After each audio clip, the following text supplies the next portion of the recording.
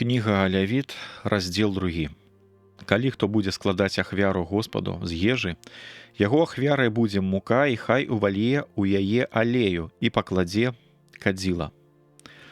Потым прынясе яе да святароў, сыноў Аарона, і возьме святар з таго поўную жменю мукі з алеем і ўсё кадзіла, ды спаліць гэта святар на памятную частку, на ахвярніку. Гэта ахвяра агнявая, на пах найпрыемнейшы Господу. А што застанецца ад ахвяры, будзе для Аарона і сыноў яго. Гэта насвяцейшая частка з ахвяр, паленых для Господа. Калі захочаш скласці ахвяру з мукі, хай гэта будуць праснакі, спечаныя ў печы, запраўленыя алеем, ці хай аладкі, прэсныя, памазаныя елеем. Калі ахвяра твая будзе з патэльні, то хай будзе пшанічная мука, не квашаная, ды запраўленая алеем.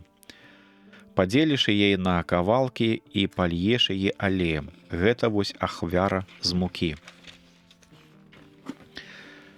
Калі ахвяра твая будзе з гаршка смажаная, то хай таксама будзе мука, запраўленая алеем. Тады прынясеш з гэтага прыгатаваную ахвяру Господу і аддасі ў рукі святара. А ён прынясе яе да ахвярніка і возьме памятную частку ахвяры, ды спаліць на ахвярніку. Гэта ахвяра агнявая на прыемны пах Господу. А ўсё, што застанецца, будзе для Аарона і сыноў яго. Гэта найсвяцейшая частка з ахвяр, паленых для Господа. Усякая ахвяра з мукі, якую складаеце Господу, хай не будзе квашанай, бо нічога квашанага ані мёду не павінны вы спальваць у ахвяру Господу. Толькі першыні з гэтага прынясіце як дары Господу, але хай не ўскладаюцца яны на ахвярнік, каб спаліць на пах прыемны.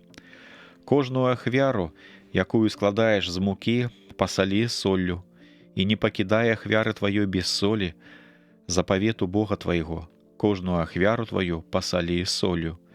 Калі прыносіш ахвяру з пяршынь пладоў тваіх Господу, то прынось каласы, пасушаныя на агні, або тоўчанае зерне свежых каласоў на ахвяру першых пладоў тваіх.